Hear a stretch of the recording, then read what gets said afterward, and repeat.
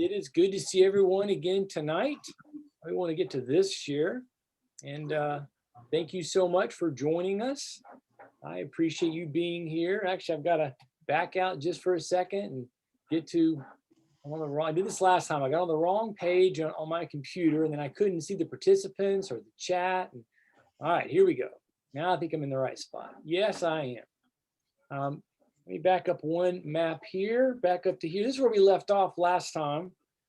And this is part two of a kind of a conclusion of a look at antiquity. My wife, who's working again at the hospital, asked for a recap of what we were going to do. And I told her, and I said, of course, every one of these points that we talk about, these nations, we're flying by at like, covering 400 or 500 years in one fell swoop.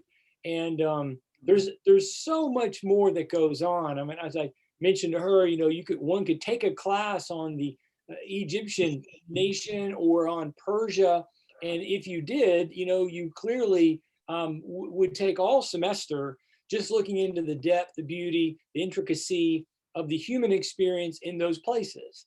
And there's tons to be learned there. We're kind of flying past at a really upper level view through this whole period of antiquity for two reasons. One, because I know I try not to get too deep in the weeds on any of the topics that we do. And then two, full disclosure, I've told you this before, the ancient world is probably my weakest area. So I don't ever want to misrepresent myself as someone who knows all things, because I certainly do not. And I have my areas of greater strength. I'm fascinated because of, like I've told you, and we did on the very beginning of this longer series back in January, how much we can learn about the human. There's been some changes, obviously, in the human experience as far as how a civic engagement works. And I would offer, though, all to the contrary, that the majority of what we experience in human relationships, both individually and at the civic level, is nothing new, and that we can see echoes and lessons. And we talked about that. And so where we had gotten to was, well, you might remember this. I'm gonna get the slides going. Remember this map? This is one of the first maps that I showed you, where we looked early. Of course, this is said in 1400 BC, but we went back to 3000 BC, and we looked at the different people groups and places. Well, now Alexander has brought us back to that area. So we kind of shifted to the west and had looked a little deeper into Greece. And what we did last week and what we're doing this week is kind of taking a high level view of the quote unquote known world at that time, which was the Mediterranean world, the Mediterranean Sea being the center point. And we were paying attention to after or at the time of the Persian Empire having dominated. Here's the Persian Empire map. Remember, they had dominated all the lands that we had seen as far as control. So we'd gone from very small and various places of civic existence to very, very large. So now there's no city-states really on the map except in Greece.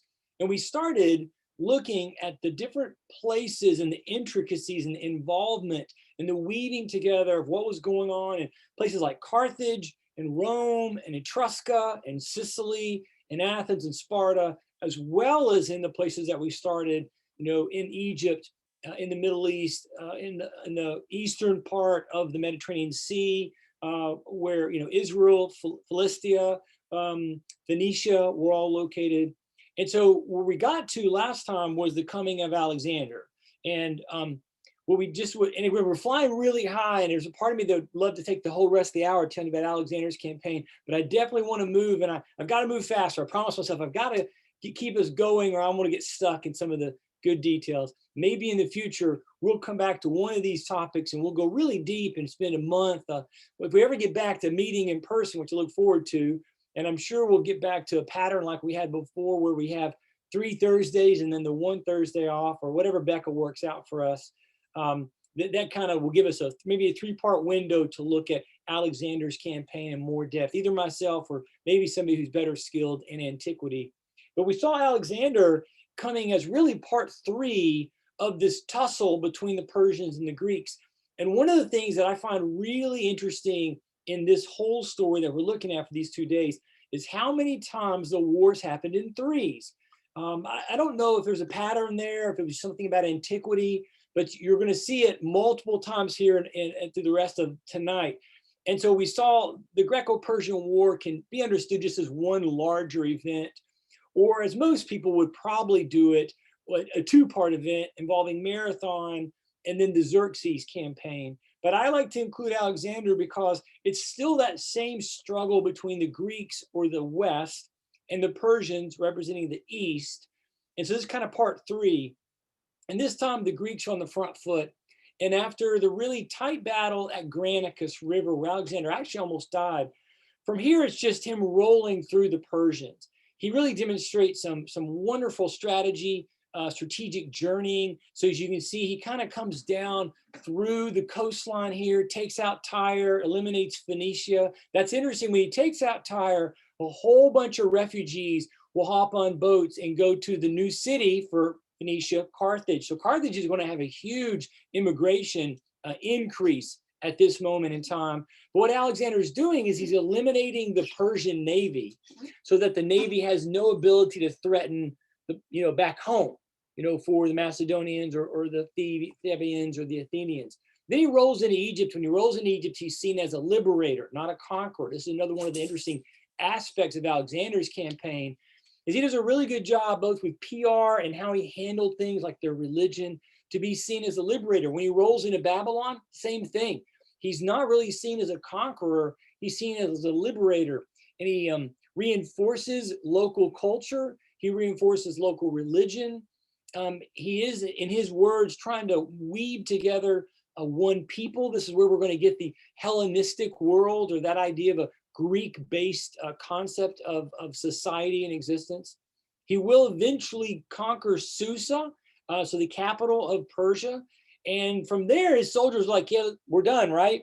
But now he's on the far eastern side of Persia's empire. And again, here's the map for Persia. And it goes far. Here's Susa. I was going to try to make these maps overlay, but I wasn't technically smooth enough to make that happen. So here's Susa right here in the middle. And so now Alexander's aware of all this land over here, which is modern day Afghanistan, modern day Pakistan, and then there's the Indus River, so modern day India. So he wants to keep going. In his mind, there's a way to create kind of a one world system. You could argue that Alexander is more intentional in what maybe the Persians had thought of, which was there should be one empire, one people group, one controlling entity. Now, we know at this moment, there's a thriving society in China. I believe there's a budding society in Japan. So he's going to have a long way to go, but he didn't know that. In his mind, we'll just kind of get to these people and deal with it. And it doesn't go well. He has the same problems in Afghanistan as the Russians and the Americans and the British all do in the 19th and 20th centuries, and not very successful. He's a little more successful than they are, but not much. And eventually his own soldiers get really frustrated and they just mutiny, basically, and refuse to go any further. He has some key battles in India, but eventually he heads back home. He gets to Babylon, and it's not clear if he was actually ever going to go back to Macedonia. There's some hint that he was going to send a large part of his army off to Macedonia while he stayed and kind of governed in the central spot, and then maybe tried again to conquer India. But it didn't matter. The next year he died. It's one of the great mysteries of history we still do not know. But when he died, that had a huge impact for the land we've been studying. He famously said when he was asked on his kind of deathbed, who should take over? Because he has a young son at this point, but he's a young son. So who basically should take over? They're not really going to, if he had said, my son, that wouldn't have worked. But he said, to the strongest. Well, Antigonus was the most senior general at this point and was considered probably the leader, but he's not alone in this story. And so, not surprisingly, the empire was quickly divided to some degree by agreement, particularly between Antigonus and Ptolemy and Seleucus, but to some other degree, really kind of a fight for the scraps, right?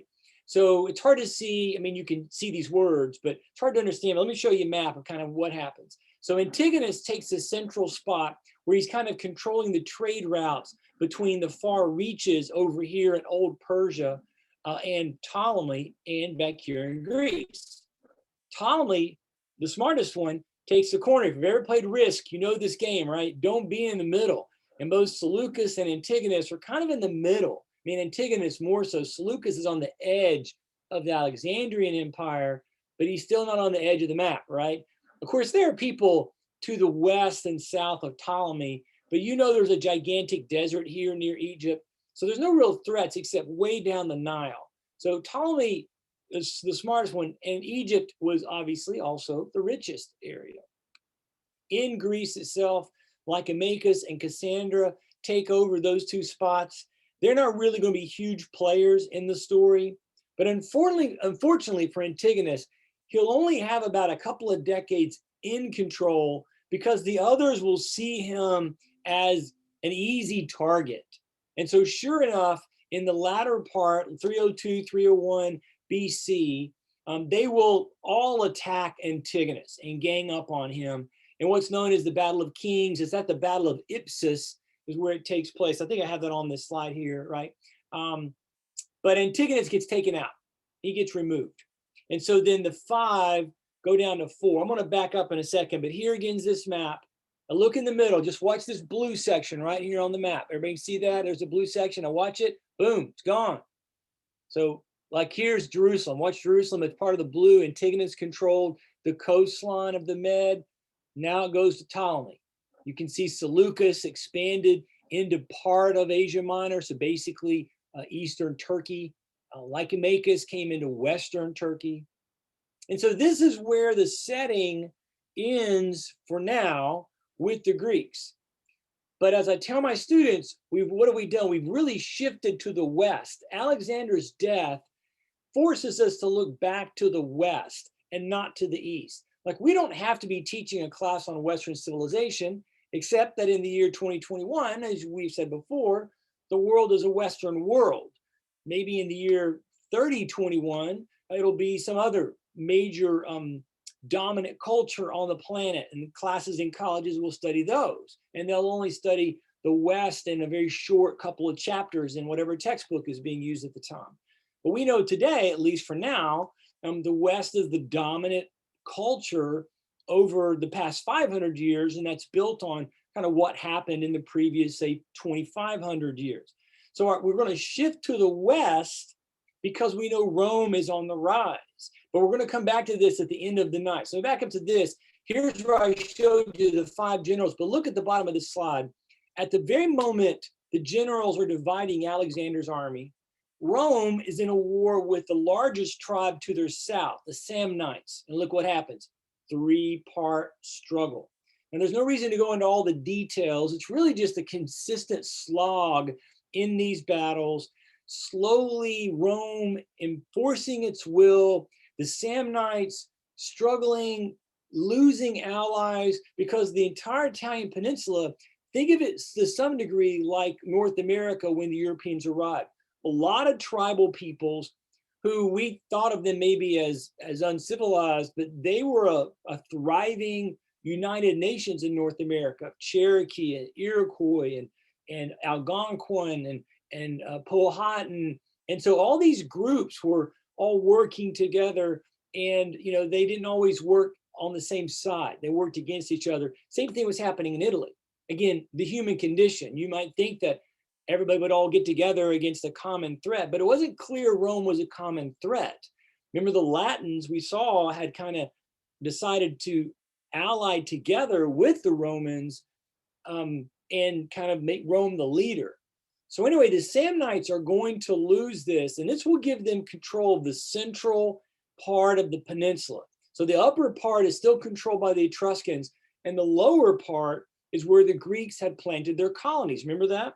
So as those years went by after the Samnite Wars, you can see in 280, the Romans made their move on the lower part. Well, actually, technically, the Greek city-states struck first, and they reached across the Adriatic Sea and asked the king of Epirus, which is basically modern-day Albania, to come and lead them.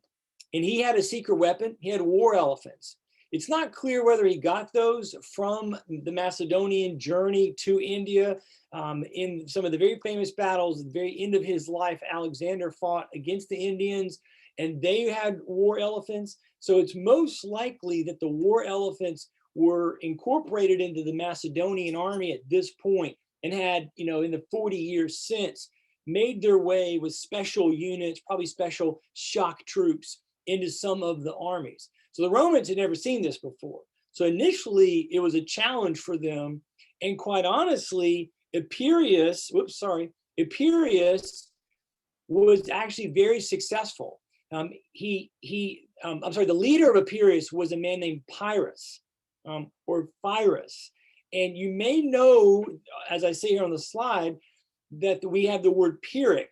So a Pyrrhic victory, as I'm sure you know, is a victory that the winning side takes such a loss of some type that it actually harms their effort, right? It's not a military only term. There's many times somebody can think of what was a Pyrrhic victory. They won at the moment, but they lost in the larger scheme of things, usually because some great cost occurred to them that they had not planned for or foreseen.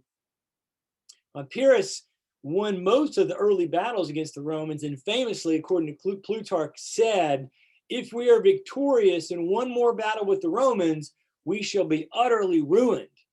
And ultimately, he will bail out of the war. In fact, he will eventually be hired to go into Sicily, where he will fight against the Carthaginians. And then he will go back to Epirus and sort of be out of the way. And eventually the Romans will conquer the whole lower part of the peninsula. And this is a big moment for Rome, because their conquest over the Greek city-states, the colonies, was a wake-up call to the rest of the Mediterranean. By this point on the throne in Egypt is Ptolemy's son, who is Ptolemy II. And he sends a diplomatic delegation to Rome, kind of welcoming them into the larger sphere of nations in the world at that point. Now, the Romans were, by this point, clearly aware of the Greeks. They would have known who they were. They looked down on the Greeks. The Greeks would have looked down on them. Remember, there's that old issue we've talked about already about outsider, insider. One person's barbarian is somebody else's mom and dad. So to the Romans, the Greeks were lesser. To the Greeks, the Romans were, lesser. They're going to have a clash over this. But before that can happen, Rome's going to continue to kind of work in their own backyard by the focus on Sicily. And it really is, in one sense, another massive world war, much like the Greco-Persian Wars in the Punic Wars. And guess what? Three-part war again. So we've already met Carthage. We talked about them. And as I said a moment ago, after Tyre is destroyed by Alexander, the refugees will go to Carthage. And this will be a good thing. The Carthaginians will not be unhappy to see their relatives and fellow Phoenicians show up. It's going to bring strength in numbers, strength in money. They're going to continue to really dominate the Western Mediterranean. They'll be building massive harbors. And much like the Athenians, will really invest deeply in the naval aspect of culture, both with trade and with warfare when they needed to. They could fight on land. They had relationships, and at some point, some wars were fought along the North African coast, making their way over to the Atlantic Ocean. But in general, they weren't a warlike people per se. Well, at the time of the Pyrrhus and the Greek-Roman struggle over Lower Italy, as I mentioned, Sicily has an outbreak of tension. Remember, Sicily is where Syracuse is located. We talked about that last time, that Syracuse was really a dominant city-state. They were unhappy with the encroachment, from their point of view, of the Carthaginians. So in this moment, the Romans step into the story. And in their minds, Sicily should be a part of their conquest, not so much a part of Italy like we would say today, but certainly control of like their area. The Carthaginians controlled Corsica, they controlled Sardinia. So the larger islands, and smaller ones, but the larger islands that you all know of the Western Med were controlled by the Carthaginians. So the Romans step into this and begin the Punic War. So it's the beginning of the first struggle between the two superpowers. Here's a little map you can see. And the first Punic War all centered largely on Sicily itself. And much like we saw with the Peloponnesian War, where the Athenians were the naval power and the Spartans were the land power. Here, the Carthaginians are the naval power and the Romans are the land power, and they really couldn't get past that. So the Romans did what the Spartans did. They built a navy. And so eventually the navy was large enough to not defeat or destroy the Carthaginians, but to compete with them.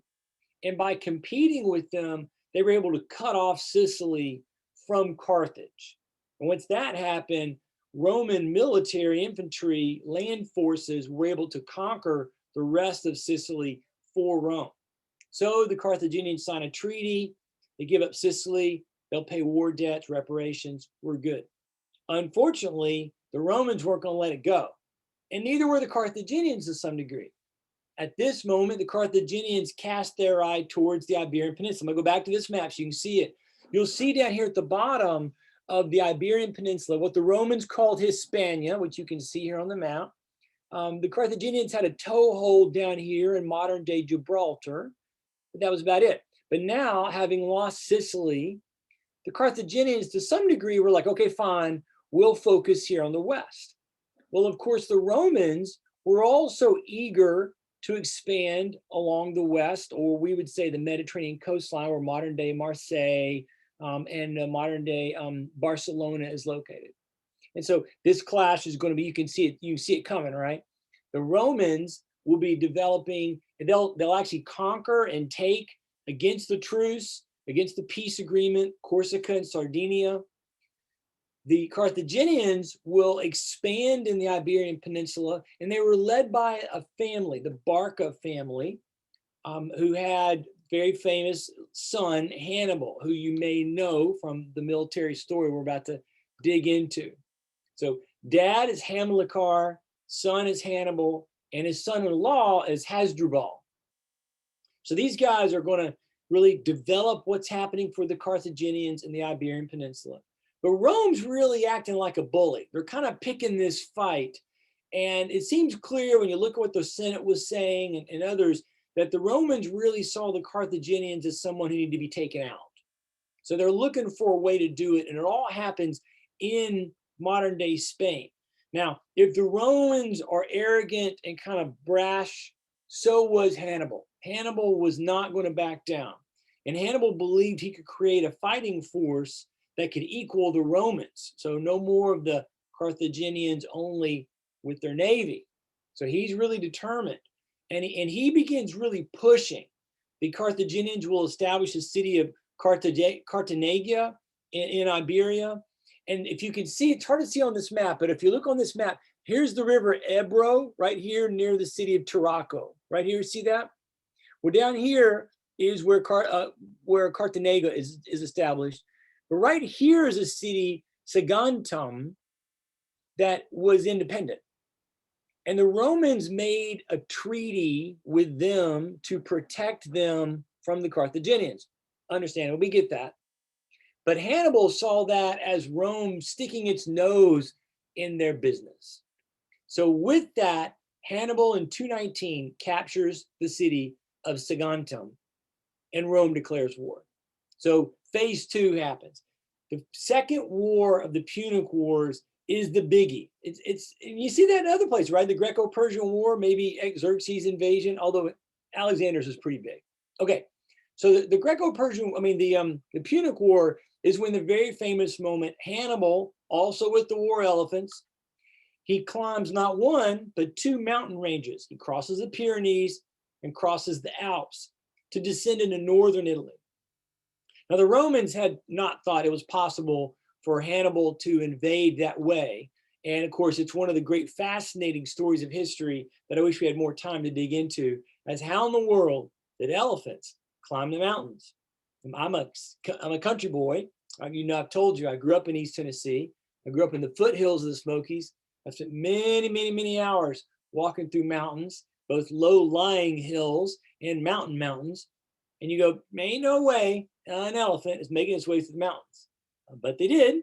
And all the evidence is there for us that they did. We just don't know how they did it. In fact, I saw a show on, I think, National Geographic a year or two ago, and it was about a study trying to figure out. They still haven't found any archaeological evidence that they feel really confident about. There's a couple of mountain passes that they think they got through. So one of the fascinating moments in history. Well, Hannibal rolls down into the peninsula and just utterly destroys the Roman armies in battle after battle after battle. The Battle of Cannae in 216 is really considered one of the worst defeats for the Roman legions in general, the Roman Republic in specific. They lost over 50,000 soldiers. It was a disaster. The problem for Hannibal was that he never and had not brought enough of the right kinds of weapons to attack a city, right? So he could beat them in the field, but if you're going to attack a city that's walled up, and remember when we first introduced Rome to you, we talked about what a great defensive location it was, surrounded by hills. By this point, the Romans had built a very massive wall. So Hannibal knew he did not have the numbers or the tools to conquer the city. Now, what he had hoped was that as he roamed around the peninsula, all these conquered tribes like the Samnites, the Greeks in southern Italy, Syracuse and Sicily, that they would all come to his side, but they didn't. I'm not sure whether they, by that point, had just become very assimilated as Romans, or if they saw the Carthaginians as just something very different, maybe a threat even to the Roman way of life. And though these people were not technically Roman, they were Samnite or of the other tribes, Latin, they could see themselves more in a line with the Romans than with the Carthaginians. So Hannibal doesn't get anywhere. He stays in Italy for over a decade, not defeated. So the Romans are like, what are we going to do? So into the Senate comes a man whose last name is Scipio. I think I have his full name here. Cornelius Scipio. And Scipio says, I've got a plan. And so his plan you can sort of see on this big map here. You see this red line coming this way? Scipio's plan was simple. Hannibal is able to maintain himself in Italy while living off the land, but through supplies that are coming from his family, from this homeland. So Scipio's like, if we will go there and defeat the Carthaginians there, and at one point he fights Hasdrubal directly, defeats him. I think he kills him or captures him. And so now Hannibal's cut off from supply. At that point, Scipio then is able to bring the attack, and here you see the map, a little closer up, straight to Carthage. So they with their navy that's pretty big now, remember, they're able to just come right across from Sicily, jump right into, that's modern day Tunisia, obviously, into Carthage, and basically forces Hannibal to come home. And so Hannibal has to leave Italy undefeated, again, to note. But his army is shrunk. It's sort of like, it's like Alexander's. After having marched for all those miles, Alexander's army at the end was nowhere near as strong as it was at the beginning, even though it had picked up new troops and stuff. And Hannibal hadn't even picked up new troops. So sure enough, in 202 at the Battle of Zama, right outside of Carthage, Scipio is victorious. Carthage loses. This should have been the end of the story, but we'll get back to it in a minute. But by this point, the Carthaginians, they are the boogeyman for Rome. It's probably what, if you were in Moscow in the 1950s, 60s, and 70s, or here in the United States in the 50s, 60s, and 70s, and you guys were here with me as well, you know, the boogeyman was the Russians, the Soviets. They were evil. And I'm sure if you were over in Moscow or Leningrad or Stalingrad, we were evil. So for the Romans, the Carthaginians were bad. So we're going to have to deal with them. So we'll get to part 3 in a minute, because in the meanwhile, all this is going on, Rome finally makes its move to the east. Now, that's only because the Macedonians stuck their nose into the Punic Wars. Philip V of Macedonia, will ally with Carthage. And he kind of basically hinted that he was going to land and invade across the Adriatic. So the Roman Senate raised an army. Now, this is while Hannibal's all wandering around. So they don't send an army to fight Hannibal. That's been a losing effort the whole time. They send it over to Greece. And it's an inconclusive battle, but it's effective in keeping the Greeks out of the Punic Wars. But once the Second Punic War was over, now Rome had their moment.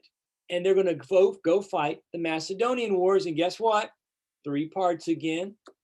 So the first of these, it's kind of a simple little thing. Of course, here's the map again, just to remind yourself of where we're talking about. And of course, at this point, we're talking about only here in Macedonia, Alexander and his dad Philip's land. And the first one of these is 4 years.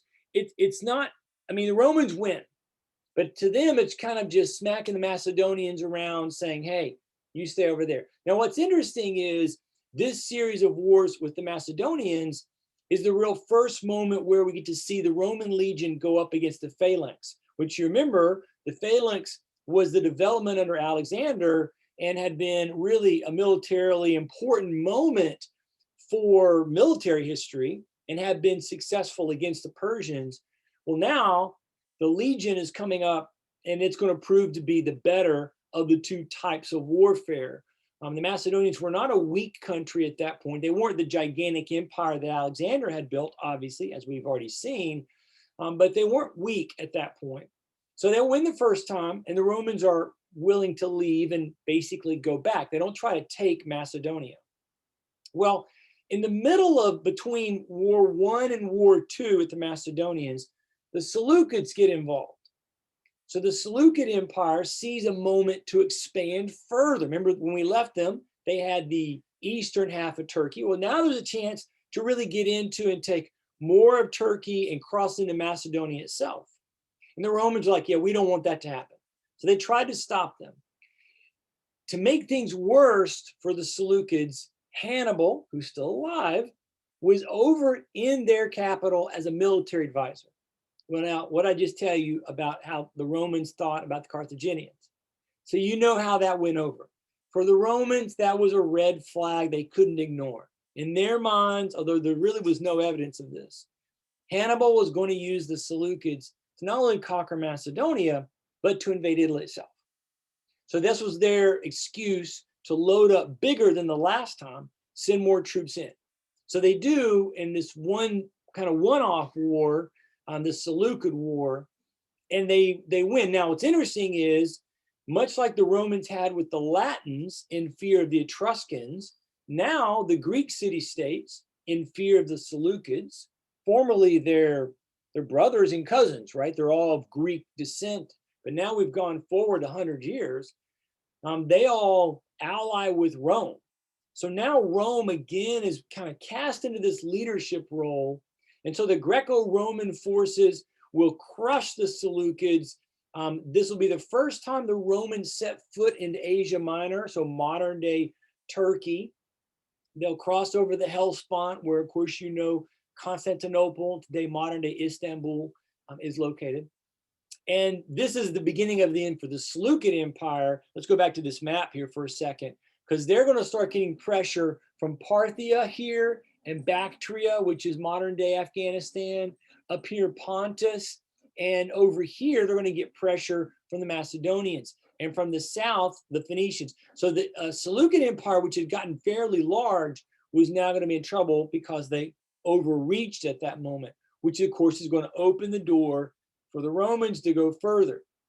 So now part 2 of the Roman Macedonian Wars is the son of Philip. He sees the defeat of the Seleucids, and he wants to be the one that takes advantage of this power vacuum. So everybody sees a moment they can jump in and take power, but they're forgetting to ask permission from the Romans. Now, of course, the Macedonians would say, and the Seleucids would say, why do we have to ask Rome's permission? But what we're seeing is the balance of power in kind of the world story now is residing at Rome. And so this time the Romans send another army. They win again. And this time they keep forces on the ground and they set up 2 client states. So it's the Greeks ruling themselves with Roman armies sort of encamped nearby, but not anything more. Well, fast forward 18 years, and a Macedonian noble person, young person, it's not really worth the name. It's not really worth getting into trying to figure out. It was not part of the bloodline, but he rallied old noble families to himself. It's sort of like Bonnie Prince Charlie, if you know the story of the Stuart family after the Glorious Revolution in the 1680s, in the early 1700s, landing in Scotland and trying to rally noble families of Scotland to his cause. And this young Macedonian leader tries the same thing. It does not go well, much like it did not go well for Bonnie Prince Charlie, if you know that story. The Roman legions come, and this time Rome wants to send a message. So they do two things. First, they burn Corinth to the ground. Now I always feel bad. It's like, why Corinth? Well, of course, that's where some of the battles were coming from. That's where some of the nobles who had joined in the rebellion had been located. And it was sort of centralized. I think that was part of it also. So for Rome, it was a really key moment. They could go in and kind of just burn that sucker to the ground, which they did. And then this time, they do not leave. The Romans will stay in a governance kind of way, much like they had done in Italy. They will establish two new provinces, basically. One, Epirus, which we already talked about, which was won independently before the wars with the Greeks and Pyrrhus and the Pyrrhic victories. And then Achaia, which was basically Lower Greece. So they basically take the Macedonian Greek world and divide it into two new, we would say states here, but two new provinces. Now, if you notice the year 146 and you know your Roman history, you go, wait a minute, isn't that? Yes, it is. 146 is the exact same time when the Romans destroyed Carthage. When we say there's three wars with the Punic Wars, it's really quite not fair to Carthage, because there really were only two, because the third one was nothing more than Rome just showing up later to destroy Carthage. Carthage was a shell of itself. After the Second Punic War, it lost all its holdings in Iberia and was really limited to its original city and kind of the original footprint right there on the kind of the hump there in North Africa, again, modern day Tunisia. Well, in the meantime, Cato the Elder was kind of the lead voice in the Senate, and he would basically end every speech he made with the phrase Carthage delenda est, which is Carthage must be destroyed. I mean, he could be talking about sewage. He could be talking about some diplomacy. He could be talking about something to do with servants or the slaves or agricultural development. And almost as he would turn to go to his seat, he'd go, oh yes, Carthage delenda est. He spent 50 years, well, they spent 50 years. I don't think Cato spent 50 years, but he spent a significant amount of time of his life trying to drive home the point to the Senate. We need to eradicate Carthage altogether. So on a really trumped up pretense, in 149, the Romans invaded, conquered the city after a 3-year siege. We were talking, Jocelyn, before about how our, we're in day 340 of our little struggles here, and we would wish it to be over, but it's only 340 for us, and maybe a year and 2 months if you lived in China for how long we've been dealing with this coronavirus. 3-year siege, not a pretty picture. So they land, they conquer, and they destroy it. And they're very famously, the Romans, to make a message, tore everything down in the city, and then they forced the Carthaginians, basically slaves, to plow up the ground of the city, and then they sowed salt. And of course, biologically, if you pour salt onto grass or salt water, it will destroy. It's like a poison to living things. So the point, of course, was that by sowing salt in the lands that had been, this thriving metropolis, nothing should, live there again. Something will later, but it's not really, the point was more metaphorical.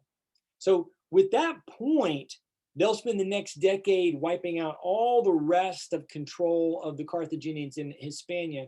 But at that point now, the Romans have largely conquered everything around them. So if you look at this map, it's a little hard to see, but if you can look at it, kind of the orange and red and the dark yellow is really the control that they have after 150, 140 BC. So they control all of this in most of this area of North Africa. And then over here, they've really started just tiptoeing across the land of the Hellespont into Asia Minor, right? Now, at this point, with the time we have left, what you really are talking about when you study this is you're talking about the collapse of the Republic. all the other nations we've talked about, Carthage, Phoenicia, Egypt, they're just all role players in the larger journey. So we've kind of come all the way back around to where we had left off. Remember, we talked about how there was very large Egypt, small city-states in the Mesopotamian Valley, right? But eventually, we saw all that land we looked at all conquered and controlled by Persia. I showed you the map at the beginning of this session. And then it broke apart to some degree, but now the Romans have come, but our map now has shifted to the west, except that now the Romans are going to begin to have events happen that are going to open the door for them back to the east. So this is easily a session we should spend 3 or 4 sessions on, the collapse of the Roman Republic. But just, again, staying at this high level view and to sort of help you understand, or hopefully understand, the journey of these people groups. We're going to wrap it up here, kind of bringing it, won't be too long. Again, from 146, the fall of both Corinth and Carthage, down to 31 with the victory and control of Octavian, is the time of the collapse of the Roman Republic. So it's a century-long crisis. Now there's domestic issues which we are not going to approach. So we're just still kind of looking at this larger flow that I guess always seems to roll around conflict between people groups.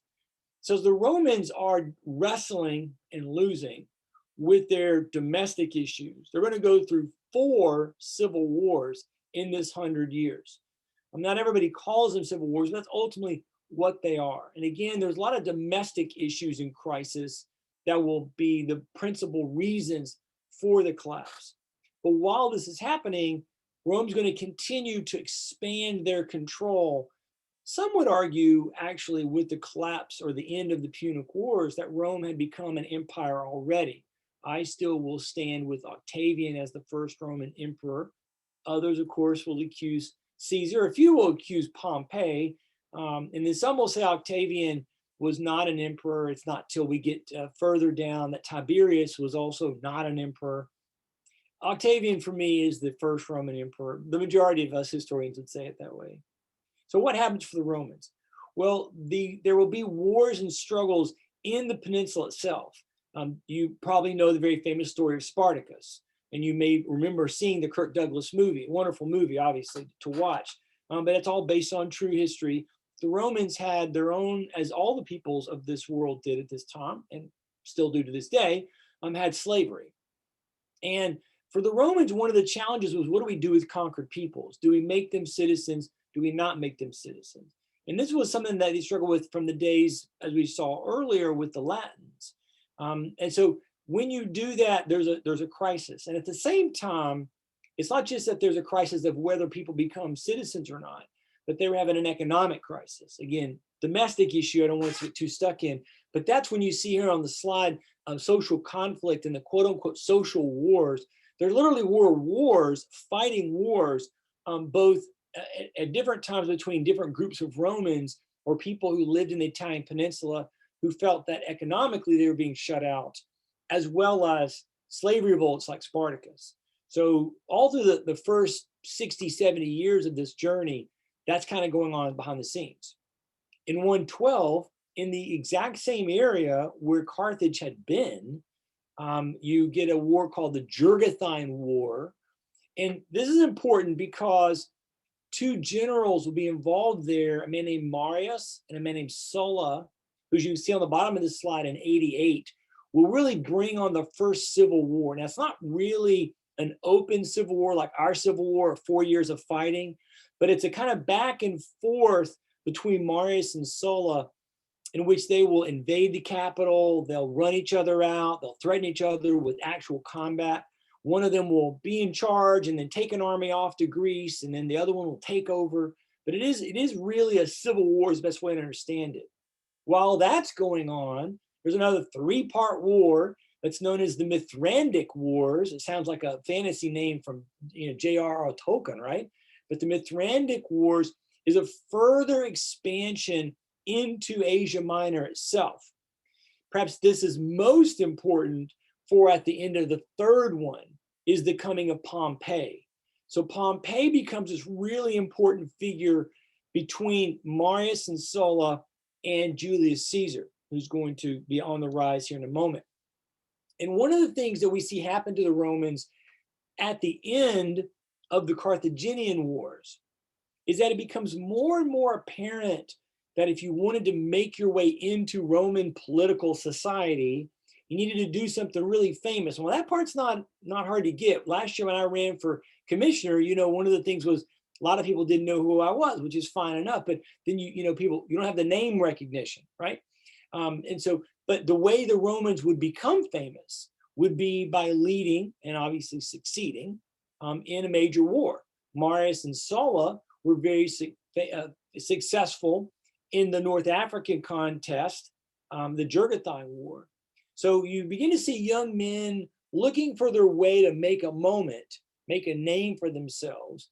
And Pompey will play this game. He'll get in the middle of this with the Mithridatic Wars. Now,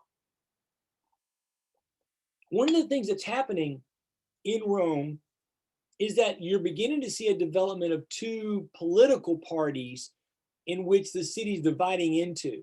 It's not a new concept for the Romans, because we saw when we talked about the Roman Republic back in December, we saw that there was the upper crust, or the patricians, and then there was everybody else, my people, the plebeians at the bottom. Well, now there was more of a political system involved than there was when the Republic began.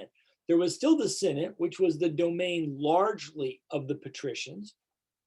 But you remember we talked about how roughly 200 years later, they had developed the assembly, in which that was really kind of the voice of the plebeians, right?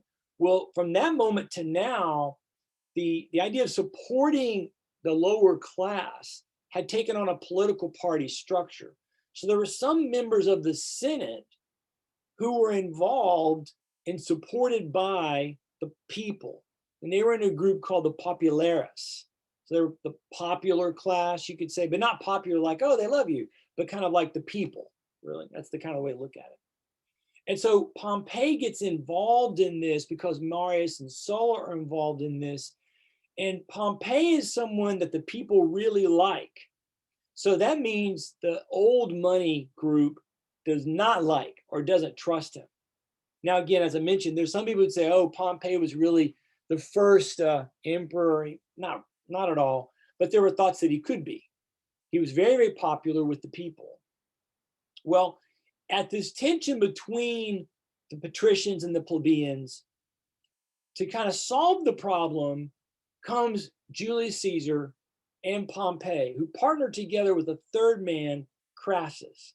And they're all on the side of the plebeians, so the people, the populares. And they form what was called the Triumvirate. Now, the Senate had to let this happen because they were so popular, and Pompey was this really powerful general, and Caesar was an up-and-coming general, and Crassus wasn't too bad himself.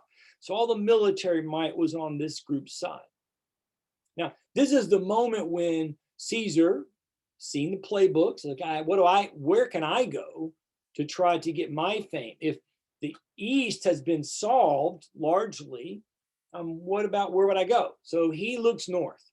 So you may remember we talked about how the last time Rome was sacked was by the Gauls, who were a tribal peoples living in France. It's why, if you know your French history, they're known as Gallic, Gallic. Well, that comes from the root of the Gauls as a people group. And so they kind of dominate the area. And they were, after the Carthaginians, still kind of the scary people for Rome. So Caesar's like, where best could I get my fame? To go, but to conquer our great ancient enemy. And so he does. So he spends 8 years fighting in France, basically. And it's a long, drawn-out story. Here's a map. I'll come back to this slide in a second. Here's a map. You can see all the various and sundry places where Caesar fought battles. He will be the first Roman to take legions across the Rhine River, which that becomes important for Roman history later. He'll be the first to take Romans across the English Channel. It wasn't called that at the time, but across the Channel and lands in the island. and they don't even really get a toehold in the island. It'll be later in the empire that the Romans really step into the British Isles, but he'll be the first one to get them there. The Gauls are not obviously excited about this, and eventually they will ally themselves together against this incursion of the Romans. They will do so under very famous Gallic tribal leader, Vercingetorix. I always love his name, and I'm sure I don't pronounce it exactly correct. And he, for a short while, is successful. But over 2 years, Caesar is able to really, through brutal force, put down and destroy the Gauls. And all of a sudden, Rome's picked up all of Western Europe. And Caesar's very, very popular. Well, probably know the story, and at this point, he thinks it's his turn. Now, in the 8 years he was there, the Triumvirate kind of fell apart. Eventually, Crassus himself dies. It sort of becomes this duality between Pompey and Caesar. That's never a good thing. The tension grows. In the meantime, the senatorial group that was in support of the old Senate, the rich money, they recruit Pompey to their side, who basically begins to agree with them that maybe Caesar's a threat. Well, technically, Caesar was no more of a threat than Marius or Sulla or Pompey himself. But you know how that goes. The power and the money often are able to control things. In January of 49, Caesar is asking for his right to be the next leader, the next consul. He's denied that. And so he crosses over the Rubicon River, which is where the very famous phrase of crossing the Rubicon comes. Once you've crossed the Rubicon, there's no turning back. He very famously said in Latin, "Iacta aela est," which is the die is cast. And in case you weren't certain, I'm sure you did know this, that doesn't have anything to do with a mold being made, casting a mold, a die mold of some kind, but throwing dice into the air. Once you've thrown dice into the air, you have no control at that point. We'll see what happens when the dice lands. Caesar will fight a civil war against Pompey. He'll be very successful. But in the civil war, Pompey will flee initially into the western part of Turkey, modern day Turkey, because remember, Pompey had been successful there. So he thought he had allies there. He did have some allies there. But Caesar will really steamroll through several battles, and this will take the Roman legions all the way down, following the route of Alexander down the Mediterranean coast and into Egypt. Pompey will actually get captured by the Egyptians and beheaded, who will greet Caesar when he arrives with his legions with Pompey's head on a platter, thinking that it would make them happy, make Caesar happy. It didn't really make him happy. And thinking it would preserve Egypt, it did not preserve Egypt. This civil war will lead to Caesar's control for 2 years, from 46 to 44. He will enact several reforms that perhaps, had they been allowed to last, would have been successful. But remember, behind the scenes, there's this relationship between the people, and Caesar would be seen as the people's person, people's man, versus the upper crust, the patricians. So eventually, the upper crust will try to end this threat to their rule by having Caesar assassinated on March 15th, the Ides of March, as Shakespeare helped us become, very famously locked into our minds. And this will introduce us to 2 more civil wars. And again, the key part here is, well, obviously, that the Roman Republic is dying through their 3rd and 4th civil wars. But ultimately, in the meantime, Rome is consolidating its control over the Mediterranean. And so here's this kind of final map. And everything you see on the map in its colors was controlled by Rome by this point. So now we've come kind of to the end of our journey. And when we, at this juncture, as you know, we're closing in on the AD era. Now, of course, they didn't know that. They didn't call it 44 BC. They didn't know it was year 44. People's up until really the 2nd or 3rd, maybe in the 4th century, still considered things by the years of the ruler, right? And so, or key events. So the Romans weren't calling it 44. That's a modern, looking backwards kind of thing. But we know the calendar is going to shift because of what happens in Jerusalem or in Bethlehem in the 4 decades to come. And so that's going to be this moment. But in 32, Octavian will take over, will become the first emperor. He'll call himself the first citizen. I disagree. He does do a lot of the reforms of Caesar, but the key thing is all the lands we've been talking about through antiquity are now controlled by the Romans. Now they won't stop, they'll keep expanding to the east. So again, here's our map. And one of the things I like about this map is it shows the trade routes that are going through the lands that the Romans controlled. And then of course, old Persia was now under the control of the Parthians. So the Parthian Empire, which is right here in the middle. And then we never got over here right into India. Alexander never got over here. But now you can begin to see that there really was sort of a world trade going on by the time you get to that 1st century BC into the 2nd century AD. And so here's all the land we've been talking about. There's Egypt, that we started our journey. Here's the Mesopotamian Valley over here, the Fertile Crescent.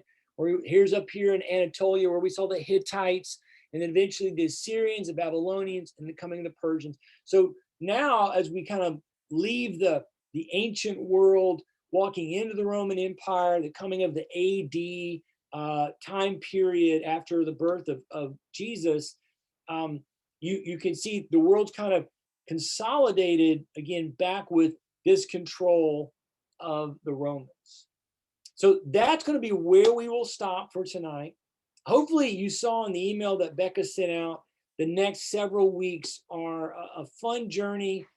We've got my Professor Macon's going to come back, and we're going to talk about geometry in history and math and its relationship to events. Then Professor Bryson's going to come. We're going to go all the way to modern America and look at the civil rights movement after World War II. Then we have spring break. We'll take that week off. And then the following week, Professor Bryson will come back and come up really to modern times and lead us in a conversation about civil rights in modern times. Then Professor Macon's going to do some more math with us, more geometry, but also modern times and kind of looking how geometry kind of impacts. Then we're going to go all the way back to Rome, and we're going to spend time with Professor Robinson. So look at the email. Hopefully you saw it. I can't wait to spend time with you. I'll be here every one of those nights, and with my professor friends. I'll be taking notes because I love to learn from those guys. I appreciate you guys being here. Hopefully all is well in Westminster, and we will see you next week. So thank you so much. Have a wonderful evening. Thank you, Carl. Very interesting. See you next week. Bye.